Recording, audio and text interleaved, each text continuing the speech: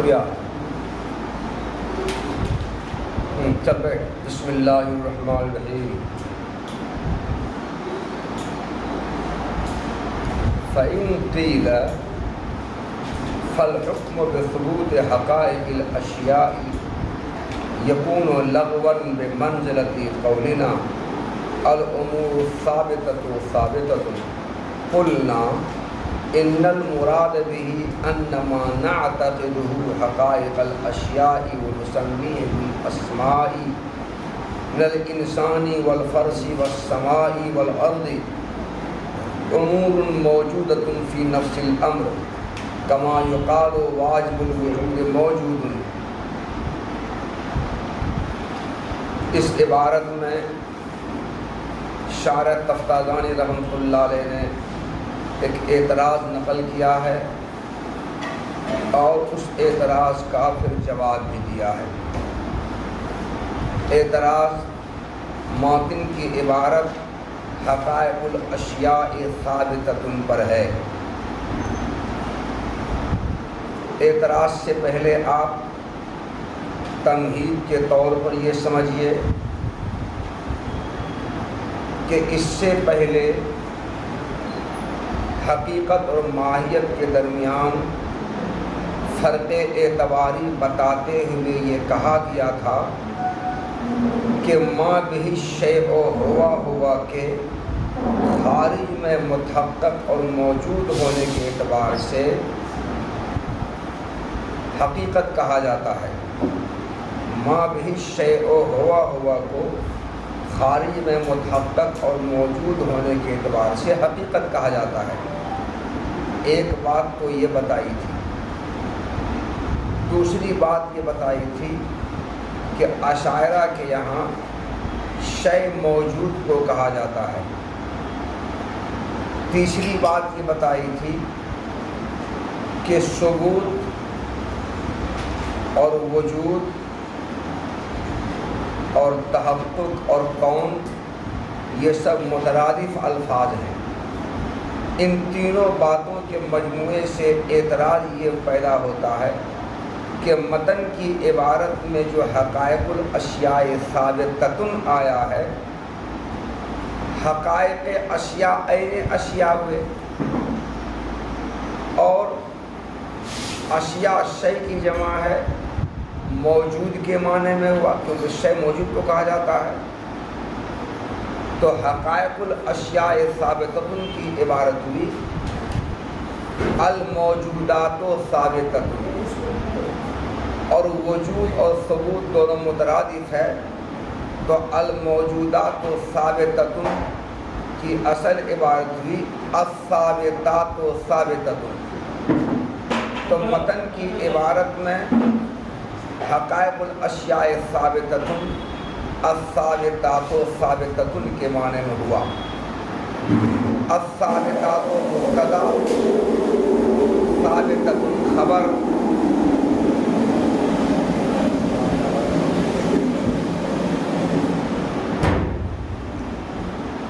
الثابتات مبتدا، ثابتۃ خبر ہے، مبتدا اور خبر کی ترکیب ہے یہ۔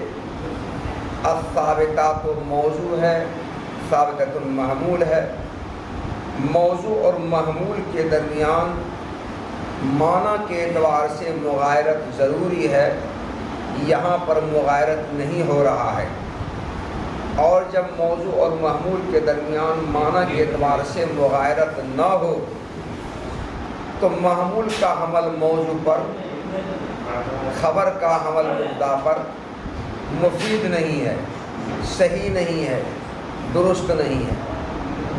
اس لیے حقائق الاشیاء ثابتۃ کی عبارت یہ مفید نہیں ہے، لغو ہے، صحیح نہیں ہے، غلط ہے۔ یہ عبارت متن کو نہیں لانا چاہیے۔ یہ ہے اعتراض۔ اس اعتراض کا شارح تفتازانی رحمۃ اللہ علیہ نے جواب دیا ہے۔ اعتراض میں یہ کہا کہ الامور الثابتات ثابتۃ یہ لغو ہے، مفید نہیں ہے، اور لغو ہونے کی وجہ یہ ہے کہ موضوع اور محمول کے درمیان معنی کے اعتبار سے مغایرت ہونا چاہیے، وہ مغایرت یہاں پر نہیں ہے، بلکہ دونوں کا معنی ایک ہے موضوع محمول کا۔ اس لیے جس طرح الامور ثابتۃ اللغو ہے، غیر مفید ہے، اسی طرح حقائق الاشیاء ثابتۃ بھی غیر مفید ہے، لغو ہے، یہ عبارت صحیح نہیں ہے۔ شارح تفتازانی رحمۃ اللہ نے جواب دیا کہ کون کہتا ہے کہ موضوع اور محمول کے درمیان معنی کے اعتبار سے مغایرت نہیں ہے؟ بالکل مغایرت ہے، اور جب مغایرت ہے تو الثابتۃ کا حمل حقائق الاشیاء جو الثابتات کے معنی میں ہے اس پر حمل صحیح ہے، خبر کا حمل مبتدا پر صحیح ہے، درست ہے۔ جب حمل صحیح ہے، درست ہے، تو یہ کلام غیر مفید نہیں ہے، لغو نہیں ہے، بلکہ یہ کلام مفید ہے، صحیح ہے، درست ہے۔ اب یہ دیکھنا ہے کہ معنی کے اعتبار سے دونوں میں مغایرت ہے نہیں ہے وہ بات، بلکہ ہے، وہ کیسے؟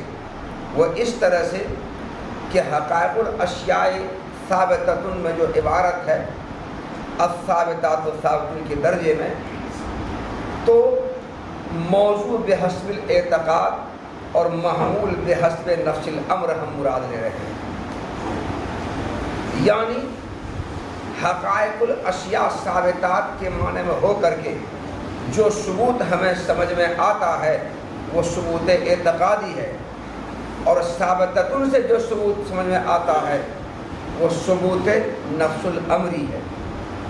تو مبتدا موضوع یہ ہمارے اعتقاد کے اعتبار سے ہے، اور محمول خبر نفس الامر کے اعتبار سے ہے۔ اور عبارت کا مطلب یہ ہوا کہ حقائق اشیاء جو ہمارے اعتقاد میں ثابت ہیں وہ نفس الامر میں بھی ثابت ہیں۔ جو حقائق اشیاء ہمارے اعتقاد میں ثابت ہیں وہ نفس الامر میں ثابت ہیں۔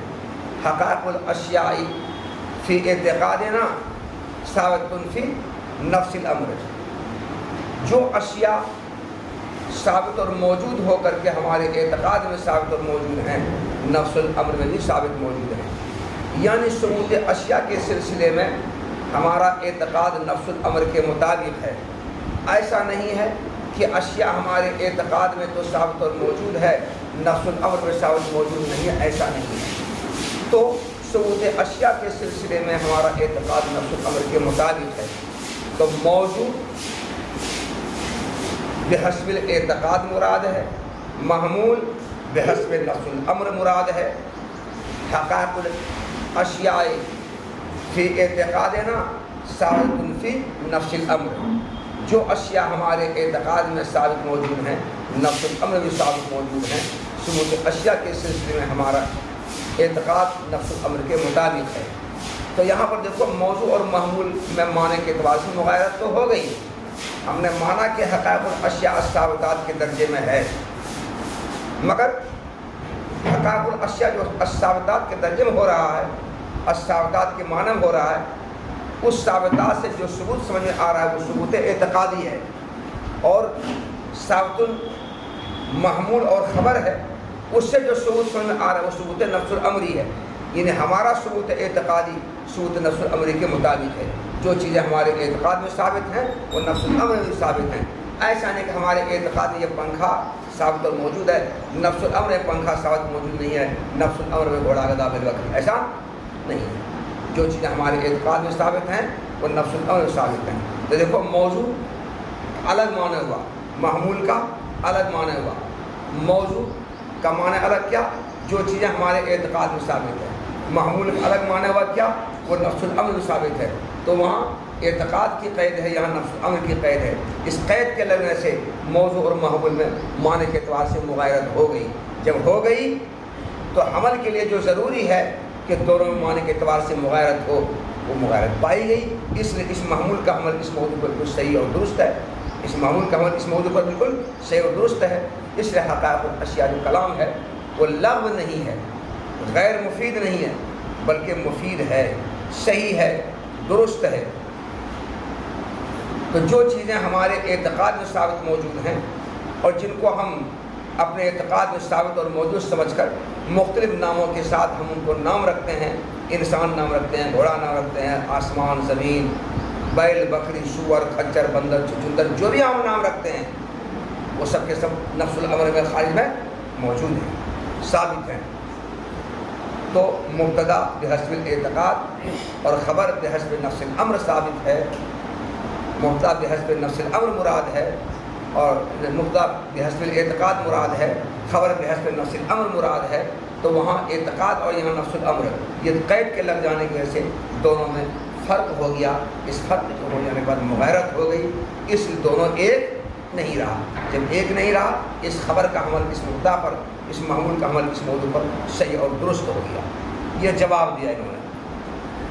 جواب دیکھو، پھر اگر اعتراض کیا جائے کہ حقائق اشیاء کے ثبوت کا حکم لغو ہوگا، متن کی عبارت میں حقائق الاشیاء ثابت میں اشیاء پر ثبوت کا حکم لگایا گیا ہے، پھر اگر اعتراض کیا جائے کہ حقائق اشیاء کے ثبوت کا حکم لگانا لغو ہوگا، جیسے ہمارا قول الامور الثابت ثابت لغو ہے، ہم اس کا جواب دیں گے کہ حقائق الاشیاء ثابت سے مراد یہ ہے کہ جن چیزوں کو ہم حقائق اشیاء ہونے کا اعتقاد کرتے ہیں اور اعتقاد کر کے مختلف ناموں کے ساتھ موسوم کرتے ہیں، مثلا انسان، فرس، سما، ارض کے ساتھ موسوم کرتے ہیں، یہ نفس الامر میں بھی ثابت اور موجود ہیں، نفس الامر میں بھی ثابت اور موجود ہیں۔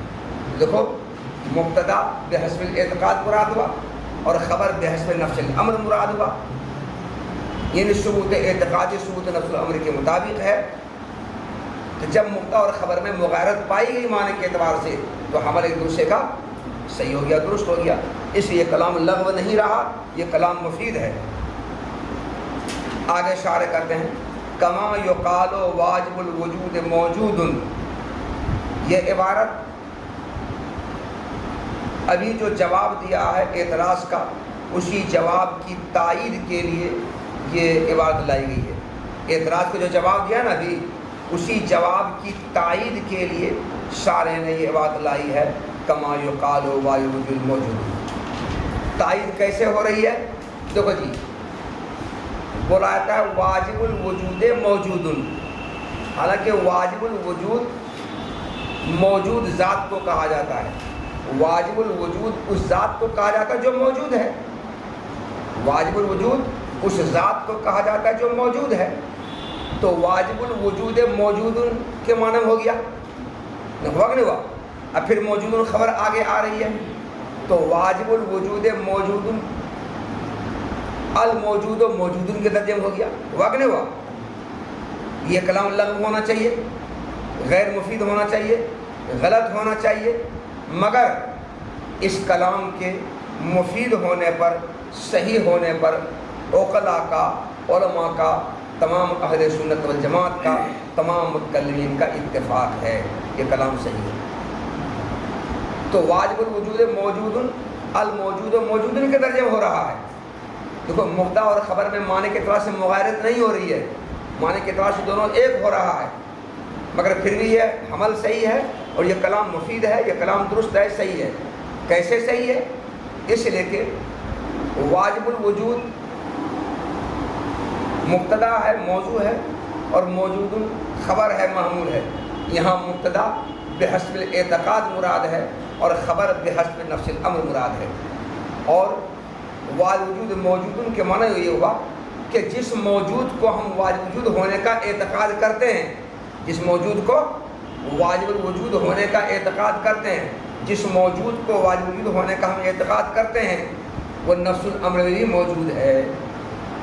اس موجود کو ہم واجب الوجود ہونے کا اعتقاد کرتے ہیں، اس موجود کو واجب وجود ہونے کا ہم یقین کرتے ہیں۔ میرے اعتقاد، میرے یقین میں وہ موجود واجب وجود ہے، نفس الامر میں بھی وہ موجود ہے۔ تو جو موجود ہمارے اعتقاد میں واجب الوجود ہے، نفس الامر میں بھی وہ موجود ہے، تو ہمارا ثبوت اعتقادی ثبوت نفس الامری کے مطابق ہوا کہ نہیں ہوا؟ تو جو موجود ہمارے اعتقاد اور یقین میں واجب الوجود ہے، یعنی موجود ہے، نفس الامر میں بھی وہ موجود ہے۔ ایسا نہیں کہ ہمارے اعتقاد میں وہ موجود تو الوجود ہے، نفس الامر وہ موجود نہیں، ایسا نہیں ہے، نفس الامر میں سچ موجود ہے۔ تو دیکھو یہاں پر مبتدا بحسب الاعتقاد اور خبر بحسب نفس الامر مراد لے کر کے یہ کلام صحیح اور درست ہو رہا ہے، کیونکہ معنی کے اعتبار سے مغایرت ہو گیا مبتدا خبر میں، اور حمل کے لیے اتنا ہی کافی ہے۔ تو جیسے یہ کلام صحیح اور درست ہے، حمل صحیح ہے، لغو نہیں ہے، غیر مفید نہیں ہے، اسی طرح حقائق الاشیاء ثابتۃ بھی کلام لغو نہیں ہے، مفید ہے، صحیح اور درست ہے۔ کما یقال واجب الوجود موجود، جس طرح بولا جاتا ہے واجب الوجود موجود، جیسے واجب الوجود موجود بولا جاتا ہے، یہ بولنا صحیح ہے، درست ہے، حمل صحیح ہے، ویسے حقائق الاشیاء ثابت بھی کلام لغو ہے، صحیح ہے، یہ کلام مفید ہے، لغو نہیں ہے، درست ہے۔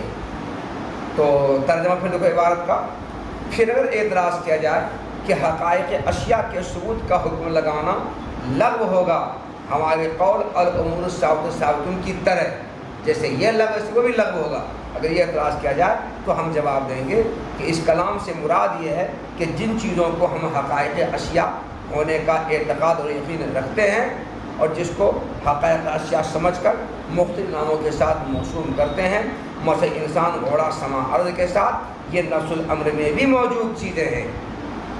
جیسے کہ واجب الوجود موجود بولا جاتا ہے، جیسے یہ بولنا صحیح ہے، درست ہے، ویسے وہ بولنا بھی صحیح درست ہے، جیسے یہ لغو نہیں ویسے وہ بھی لغو نہیں ہے، جیسے یہ مفید ویسے وہ بھی مفید ہے۔ یہ دونوں کلام مفید کیوں ہو رہا ہے؟ مبتدا بحسب الاعتقاد اور خبر بحسب نفس الامر مراد لیے جانے کی وجہ سے۔ مبتدا کو بحسب اعتقاد اعتبار کیا اور خبر کو بحسب نفس الامر اعتبار کیا، خبر کو بحسب نفس الامر کا اعتبار کیا، مبتدا کے بحسب اعتقاد کا اعتبار کیا اور خبر کے بحسب نفس الامر ہونے کے اعتبار کیا۔ اس طرح اعتبار کرنے سے، لحاظ خیال کرنے سے دونوں مغایرت پائی گئی اور حمل درست ہے۔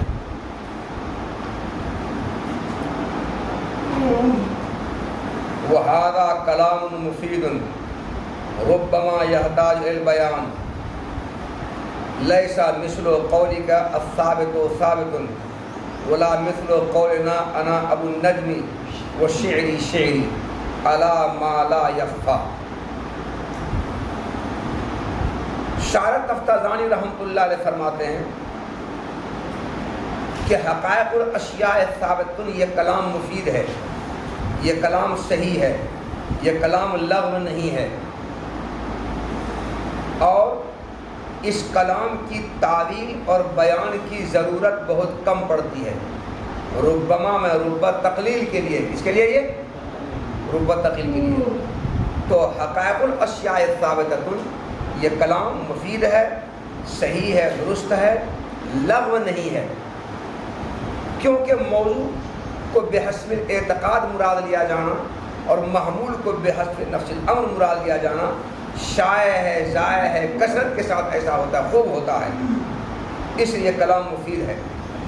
لیکن بعض کمزور ذہنوں کو سمجھانے کے لیے کبھی کبھی وضاحت کی ضرورت پڑتی ہے اور بیان کی ضرورت پڑتی ہے، اس لیے حقائق الاشیاء ثابتۃ کو سمجھانے کے لیے بیان کی ضرورت پڑی، سمجھانے کی ضرورت پڑی، وضاحت کی ضرورت پڑی، اور وضاحت اور بیان یہی کیا گیا کہ موضوع بحسب اعتقاد اور محمول بحسب نفس الامر مراد ہے، یعنی حقائق الاشیاء ثابتات کے معنی میں ہو کر کے جو ثبوت سمجھ میں آتا ہے وہ ثبوت اعتقادی ہے، اور ثابتۃ سے جو ثبوت سمجھ میں آتا ہے وہ ثبوت نفس الامری ہے، وہ ہمارا ثبوت اعتقادی ثبوت نفس الامری کے مطابق ہے، دونوں مطابقت، دونوں میں اختلاف نہیں ہے، یہ مطلب ہے۔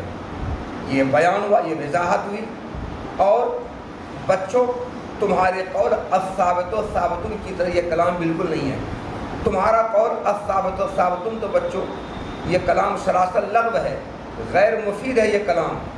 کیوں غیر مفید ہے، کیوں لغو ہے؟ کیونکہ الثابت یہ موضوع ہے اور ثابت المحمول ہے، یہاں موضوع اور محمول دونوں بحسب نفس الامر مراد ہے، دونوں کیسے ہے؟ بحسب نفس الامر مراد ہے، اور عبارت یوں ہے الثابت فی نفس الامر ثابت فی نفس الامر، تو موضوع اور محمول دونوں ایک ہی ہو گیا، معنی کے اعتبار سے دونوں ایک ہو گیا، معنی کے اعتبار سے دونوں میں اتحاد ہو گیا، مفہوم کے اعتبار سے دونوں میں اتحاد ہو گیا، یکسانیت ہو گئی، مغایرت نہیں رہی، وہاں سے مغایرت۔ اس لیے اے سائل الثابت الثابت، جو تمہارا کلام ہے یہ لغو ہے، غیر مفید ہے، صحیح نہیں ہے، کیونکہ موضوع اور معمول کے درمیان معنی کے اعتبار سے مغایرت نہیں ہوئی، کیونکہ الثابت الثابت اصل میں ہے الثابت فی نفس الامر ثابت فی نفس الامر، تو موضوع معمول دونوں ایک کیا ہو گیا، اس لیے کلام لغو نہیں ہے، فضول ہے، غلط ہے۔ مگر حقائق الاشیاء ثابت ایسی بات نہیں ہے، اس لیے حقائق الاشیاء ثابت اے سائل اے محترم، تمہارے قول الثابت الثابت کی طرح نہیں ہے۔ الثابت الثابت تمہارا قول یہ کلام لغو ہے، غیر مفید ہے، صحیح نہیں، مگر حقائق الاشیاء ثابت یہ صحیح ہے، یہ لغو نہیں ہے، یہ مفید ہے۔ اور اے سائل ہمارے قول انا ابو النجم شیری کی طرح بھی نہیں ہے، کیونکہ یہ کلام گرچہ صحیح ہے مگر اس میں بہت زیادہ تعویل کی اور وضاحت کی اور بیان کی ضرورت پڑتی ہے، اتنی وضاحت اتنی تعویل کہ اس وضاحت اس تعویل کی طرف بسا اوقات ذہن جاتا نہیں ہے۔ کیا تعویل ہے؟ یہ اصل میں شعر کا ایک مصرع ہے، پورا شعر اس طرح سے للہ درنی ما احس صدری تنام عینی و فؤادی یسری مع العفاریتی بارض قفری انا ابو النجمی و شعری شعری۔ تو 4 مصرع کا ایک شعر ہے، اس میں سے ایک چوتھا مصرع ہے یہ للہ درنی ما احس صدری، پہلا مصرع، تنام عینی و فؤادی یسری، دوسرا مصرع، یہ دونوں مصرع مل کر ایک شعر ہوا۔ مع الافاریت بارض قفری، تیسرا مصرع، انا ابو النجم شعری شعری، چوتھا مصرع۔ تو پہلا 2 مصرع ملا کر ایک شعر، دوسرا 2 مصرع ملا کر ایک شعر ہوا۔ اللہ تعالیٰ کے واسطے میری خوبی ہے ما احس صدری، اللہ تعالیٰ کے واسطے اس چیز کی خوبی ہے جس کو میرے دل نے محسوس کیا۔ میری آنکھیں تو سوتی رہتی ہیں، میرا دل جاگتا رہتا ہے۔ تنام عینی و فؤادی یسری، میرا دل چلتا رہتا جاگتا رہتا ہے اور آنکھیں میری سوتی رہتی ہیں۔ جنوں کے ساتھ چٹیل میدان میں میں ابو النجم ہوں اور میرا شعر ہے، یہ ترجمہ ہوا۔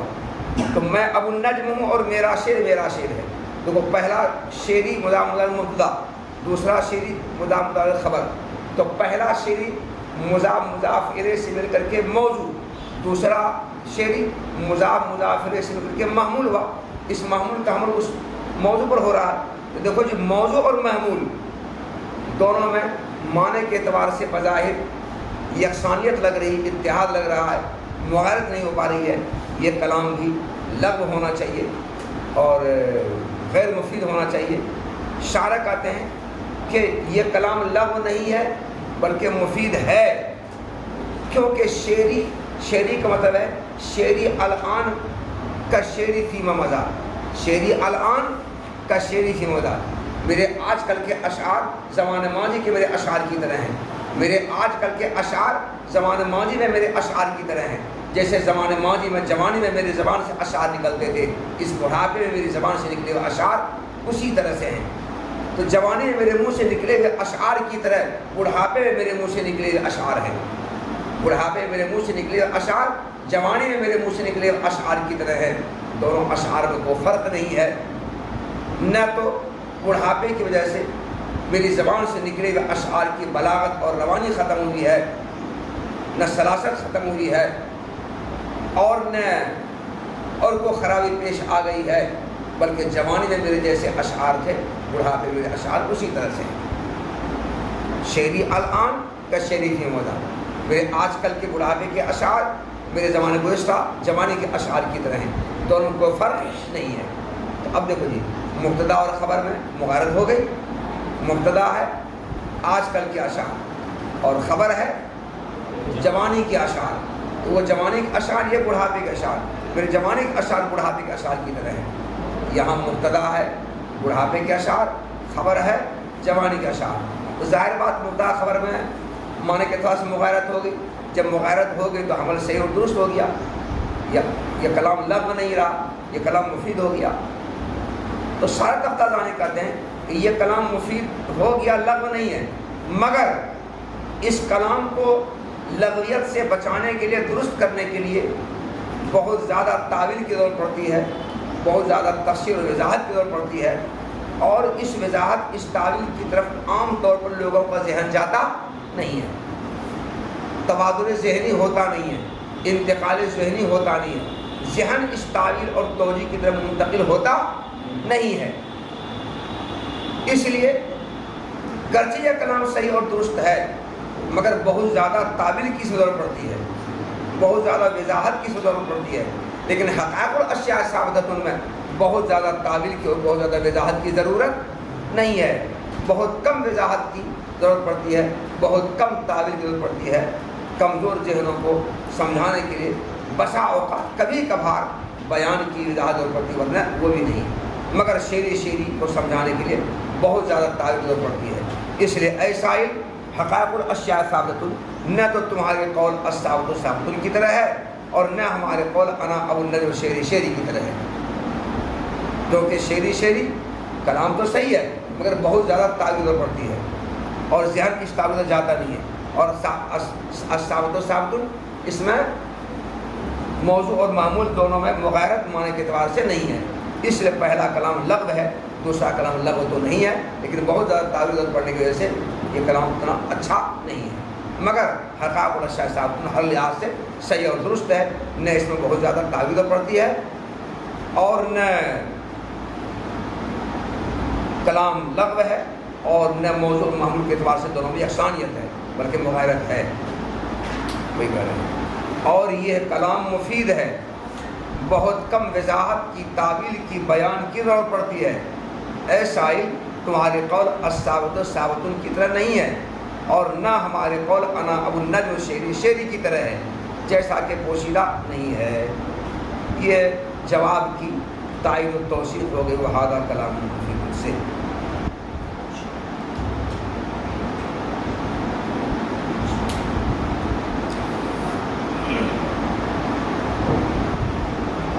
ہذا کلام مفید ربما یحتاج الی بیان کا ایک مطلب یہ بھی ہے کہ ربا یہاں پر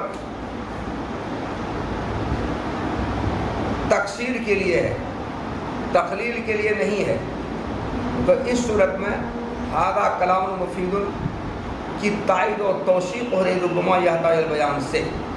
وہ کیسے؟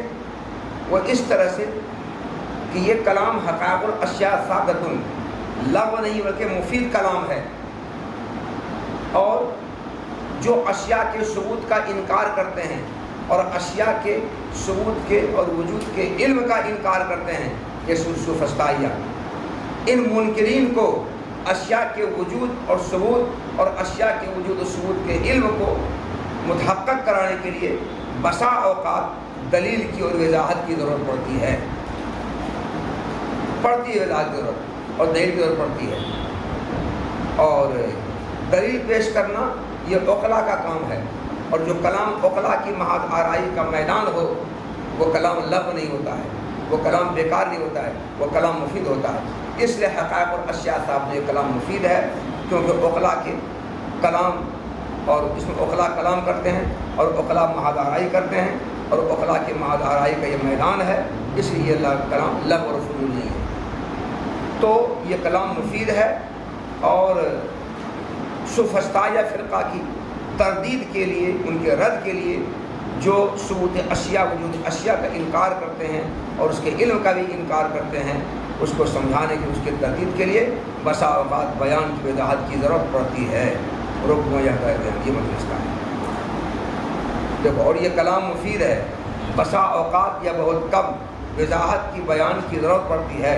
اے سائل، تمہارے قول الثابت کی طرح نہیں ہے، اور نہ ہمارے قول انا ابو النجم شعری کی طرح ہے، جیسا کہ یہ بات پوشیدہ نہیں ہے۔ وتحقیق ذلك ان الشيء قد يكون له اعتبارات مختلفة يكون الحكم عليه بشيء مفيد النظر الى بعض تلك الاعتبارات دون البعض، كالانسان اذا اخذ من حيث انه جسم ما كان حكم عليه بالحيوانية مفيدا، واذا اخذ من حيث انه حيوان ناطق كان ذلك لغوا۔ بچوں، ابھی جو جواب دیا اعتراض کا، اس جواب کی تحقیق پیش کر رہے ہیں، اور جواب کی تحقیق اس انداز سے کر رہے ہیں کہ سائل کے سوال کا منشا بھی ظاہر ہو جائے اور جواب دینے والے کے جواب کا منشا بھی ظاہر ہو جائے۔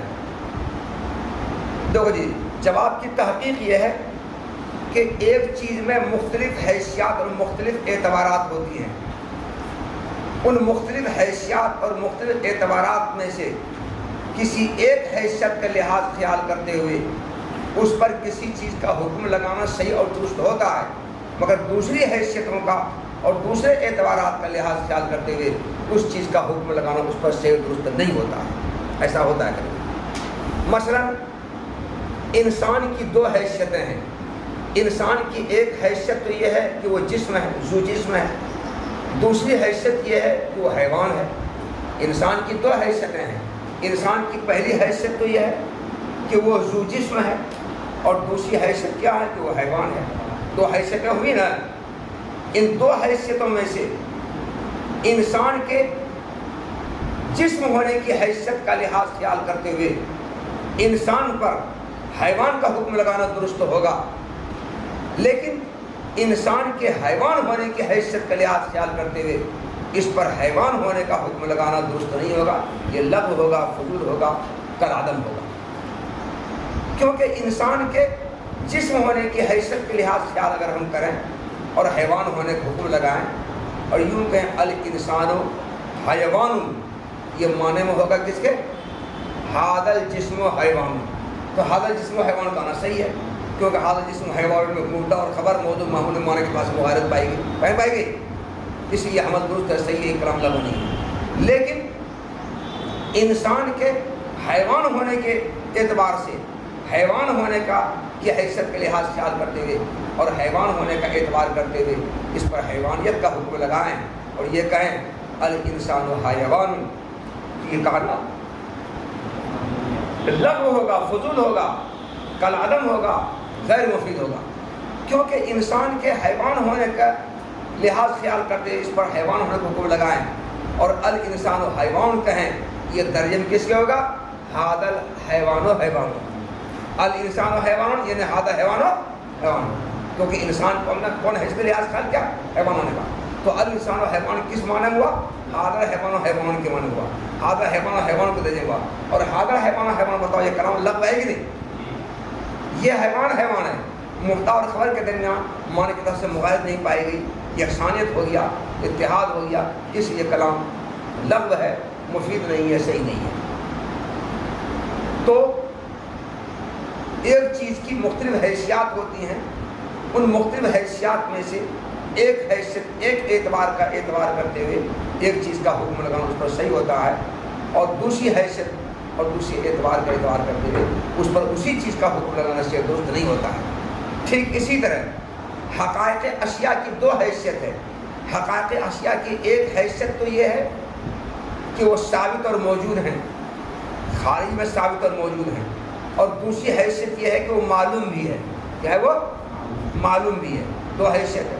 تو پہلی حیثیت کا لحاظ خیال کرتے ہوئے اس پر ثبوت کا حکم لگانا تو صحیح ہوگا، بلکہ یہ کہو پہلی حیثیت کا لحاظ خیال کرتے ہوئے اس پر ثبوت کا حکم لگانا لغو ہوگا، صحیح نہیں ہوگا، کیونکہ حقائق الاشیاء ثابت بنا ہوا، الثابتات ثابتۃ، حقائق الاشیاء ثابت کس درجے ہوا؟ الثابتات ثابت درجے ہوا، انہیں الامور الثابتۃ ثابت کے درجے ہوا، اور یہ کلام لغو ہے، یہ کلام صحیح نہیں ہے۔ اعتراض کا منشا یہی ہے، معترض کے اعتراض کا منشا یہی ہے، مگر حقائق الاشیاء کی دوسری حیثیت یہ ہے کہ وہ معلوم بھی ہے۔ کیا ہے وہ؟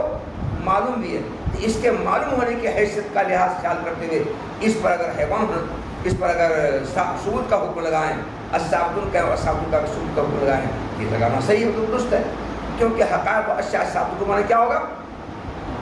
المعلومات ثابتۃ، کیا معنی ہوگا؟ المعلومات ثابتۃ، جو چیز ہمیں معلوم ہے وہ ثابت اور موجود ہے، یہ معنی ہوا، معنی درست صحیح ہے۔ تو دیکھو جی، حقائق اشیاء کی دو حیثیت ہے، پہلی حیثیت کے لحاظ خیال کرتے ہوئے ثبوت کا اگر حکم لگاتے تو صحیح نہیں ہوتا ہے، کیونکہ معنی میں دونوں میں یکسانیت پائے گی، اتحاد پایا گیا، مغایرت ہونا چاہیے، مغایرت نہیں پائے گی۔